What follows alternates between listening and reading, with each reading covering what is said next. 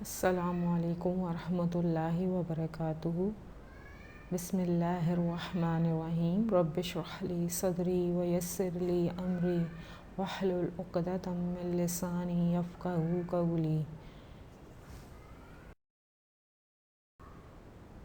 رات کے آخری حصے میں دعا قبول کی جاتی ہے۔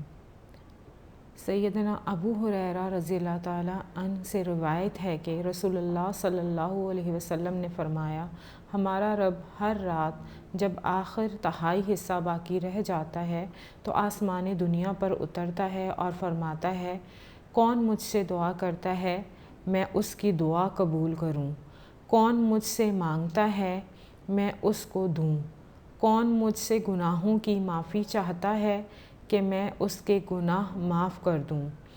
اسے بخاری نے روایت کیا ہے۔ بخاری کی حدیث نمبر ہے 1145۔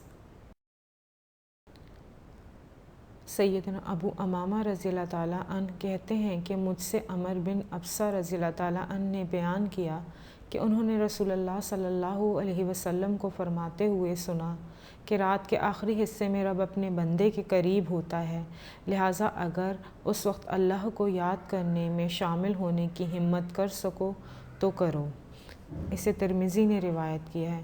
یعنی دونوں حدیثیں ہمیں یہ بتاتی ہیں کہ رات کے وقت اگر بندہ اللہ تعالیٰ کو یاد کرتا ہے تو اللہ تعالیٰ اس کی دعا قبول کرتا ہے۔ رات کے آخری حصے میں یا رات میں بندے کا یاد کرنا اس کی ہمت کے اوپر ہے کہ وہ اللہ کو کتنا یاد کرتا ہے۔ وہ 2 رکعت نماز پڑھتا ہے، وہ 4 پڑھتا ہے، یا وہ 8 پڑھتا ہے، یا وہ لمبی قرات کرتا ہے یا مختصر کرتا ہے۔ یعنی اپنی ہمت کے مطابق جتنی بھی وہ اللہ تعالیٰ کی عبادت کر سکے وہ کرے اور اس پہ دوام بھی اختیار کرے، یعنی اسے چھوڑے نہ، اس کو مستقل مزاجی سے اپنائے رہے۔